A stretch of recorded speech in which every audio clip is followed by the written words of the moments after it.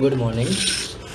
आप सबको पता होगा कि अमेज़ॉन एडवर्टाइजमेंट को टूल जो अपनी बिड को स्मार्टली एडजस्टमेंट करता है अपनी एक्वस के बेसिस पे, क्लिक के बेसिस पे। तो ये टूल में एक माइनर अपडेशन है, तो उसके लिए है। तो आपको सबको पहले पता ही होगा कि अनंत कोड ओपन करना होता है, उसके बाद हमारा मेन सीट ओपन होता है। थोड़े बेसिक फीचर्स मैं आपको बता देता हूँ।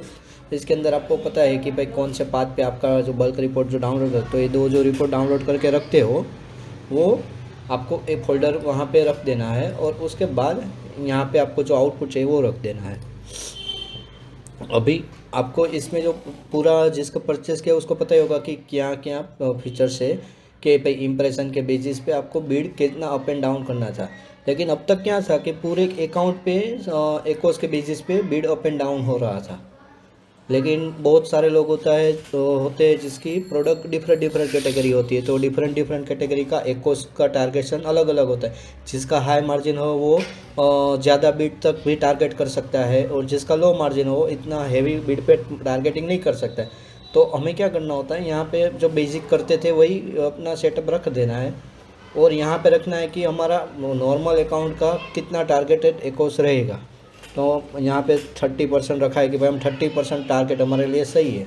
लेकिन अब प्रोडक्ट के बेस पे भी रखना है कि भाई टारगेट क्या रहेगा। तो आपको क्या करना है, एक्वस वाले पेज में यहाँ ए साइन और एस के यू की इतनी कोई ज़रूरत नहीं है, लेकिन ए साइन कंपलसरी है, और उसके बेसिस पे हर ए साइन का कितना टारगेट है तो वो आप रख दोगे। तो जब भी रिपोर्ट बनेगा तो वो टारगेट के बेसिस पे आपका सीपीसी अप एंड डाउन होगा। मानो कि यहाँ पे 30% टारगेट है, 30% टारगेट के लिए 1% इंक्रीज बिड है।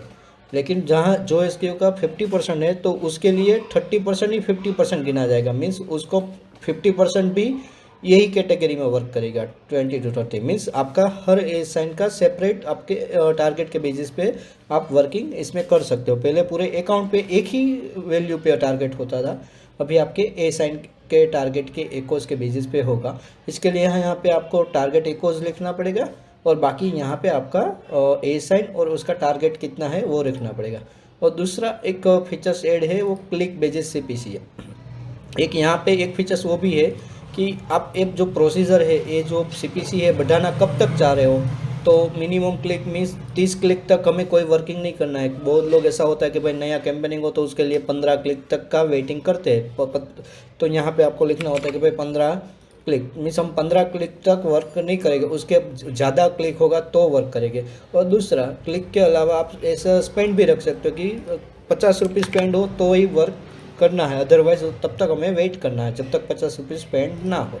तो जो भी करना चाहो यहाँ से उसको अपने हिसाब से कर सकते हो।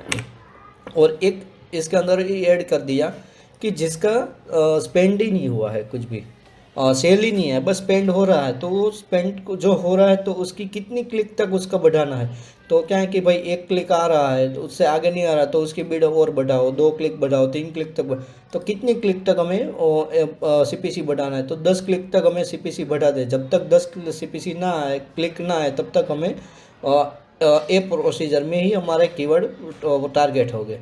तो उसके लिए ये प्रोसीजर डाला हुआ है कि क्लिक बेसिस सीपीसी मीन्स कोई एसकेयू कीवर्ड आपका ऐसा है जिसका क्लिक अभी 5 हुआ है, मीन्स अभी भी हमें उसको 5 क्लिक के लिए चांस देना है, लेकिन थोड़ा सीपीसी और बढ़ा के देना है चांस। तो मीन्स हमें जल्दी पता चले कि भाई क्या हो रहा है। तो उसके लिए हम क्या करेंगे, ये वाले जो वर्किंग है क्लिक बेसिस सीपीसी वो ऑन रखेंगे, अदरवाइज इसको क्लोज कर देंगे। फिर यहाँ से आपको जिसके ऊपर वर्क करना है वो क्लोज बंद कर सकते हो। वो ये बेसिक फीचर्स है।